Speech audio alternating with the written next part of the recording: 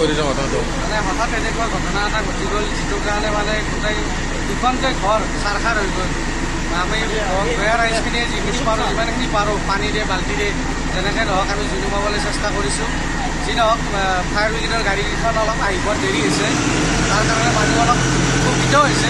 2-4জন মানুহে আমাৰ কয়া থানাৰ আৰক্ষীকেইজনেও ভালে সঁহাৰি দিছে, লগে লগে আহি উপস্থিত হৈছে যদিও ফায়াৰ ব্ৰিগেডৰ গাড়ীকেইখন দেৰিকৈ অহাত অলপমান আমাৰ অসুবিধাৰ সন্মুখীন হৈছোঁ।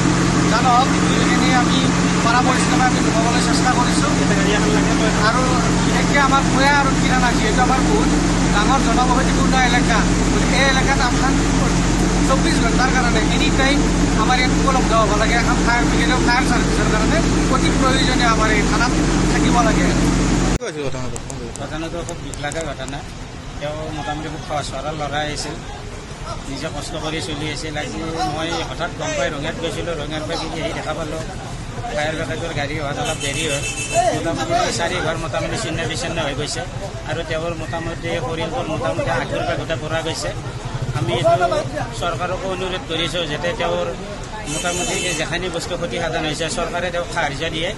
আৰু এই পৰিয়ালটোক আমাৰ স্থানীয় বিধায়ক ভূপেশ কলিতা ডাঙৰীয়াকো মই অনুৰোধ কৰিছোঁ যাতে তেখেতে এই পৰিয়ালটোৰ একবাৰ খবৰ লৈ সহানুভূতি প্ৰকাশ কৰে আৰু আমাৰ প্ৰশাসন বিভাগৰ পৰাই যাতে খুব এটা ভাল পদক্ষেপ লয়।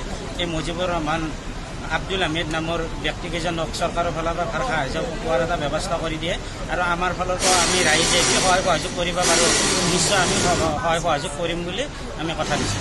ভয়ানক যিটো দুৰ্ঘটনা হৈ গ'ল, আমি অগ্নি নিৰ্বাপন কৰিবলৈ আমি বহু ৰাইজে চেষ্টা কৰিও আমি অসমৰ্থ।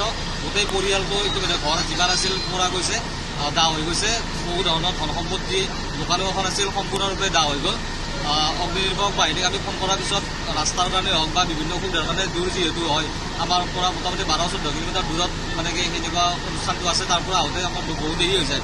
গতিকে আমাৰ ওচৰতে কয়া থানাখন আছে, এই থানাখনৰ আমাৰ ওচৰত বহুত গাঁও আছে। কোন ঠাই? 1 নম্বৰ 2 গাঁও ওচৰতে ভৱিষ্যতে হ'ব পৰা এনেকুৱা দুৰ্ঘটনা যাতে আমি অতি সোনকালে নিৰ্বাপিত কৰিব পাৰোঁ, তাৰ কাৰণে আমি কয়া থানাত এখন অগ্নি নিৰ্বাপক বাহিনীৰ এখন গাড়ী আমি অতি সোনকালে চৰকাৰক আমি অনুৰোধ জনাইছোঁ আমাৰ ইয়াতে দিব লাগে। কেনেকৈ সংঘটিত হৈছিল এইটো আমাৰ উৎসটো এতিয়ালৈ গম পোৱা হোৱা নাই যদিও তাৰমানে আমি অনুমান কৰিছোঁ আমাৰ চিলিণ্ডাৰ ব্লাষ্ট হৈ পেলাই এইটো অগ্নি নিৰ্বাপন হোৱা বুলি আমি অনুমান কৰিছোঁ। ফায়াৰ ব্ৰিগেড আহিছে?